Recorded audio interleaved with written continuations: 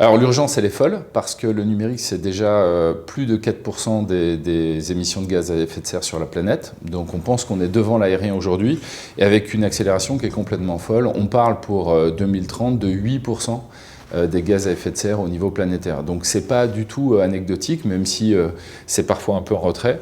Donc il est urgent effectivement d'agir. Bon, première étape, c'est d'informer les gens. Alors nous, on milite vraiment pour qu'il y ait une prise de conscience sur le sujet, parce que engueuler et interdire, c'est bien, mais expliquer, c'est mieux. Alors, on croit d'abord à ça. Donc, d'abord, donner des éléments explicatifs aux gens pour qu'ils comprennent ce que c'est que l'impact de changer son téléviseur, de prendre un abonnement Netflix ou d'acheter un téléphone.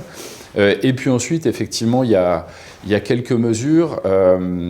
Le but, évidemment, ça va être de questionner l'usage à chaque fois. On dit souvent que la voiture la moins polluante, c'est celle qu'on n'a pas construite.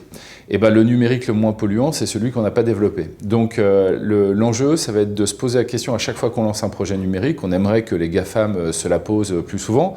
Mais à défaut de se la poser de l'autre côté de l'Atlantique, on aimerait qu'on se la pose ici et qu'on questionne chaque service, chaque développement qu'on va faire vis-à-vis, pourquoi pas, des ODD.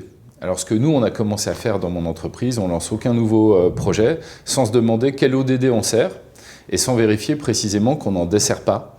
Je reviens sur Netflix, j'ai rien contre eux, je suis très amateur de la plateforme, mais quand Netflix dit qu'ils sont en concurrence avec le sommeil, on sent bien que leur grand purpose, c'est pas forcément d'améliorer la qualité de vie de l'humain sur Terre, mais plutôt de nous accrocher à notre téléviseur.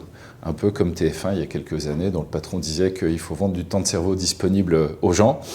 Eh ben, je ne suis pas certain que tout le numérique qui émerge en ce moment soit orienté vers le vivant. Donc d'abord, sensibiliser, questionner le numérique qu'on est en train de faire, et puis après, derrière, bien sûr, passer de modèles volumiques, linéaires, vers des modèles plutôt circulaires.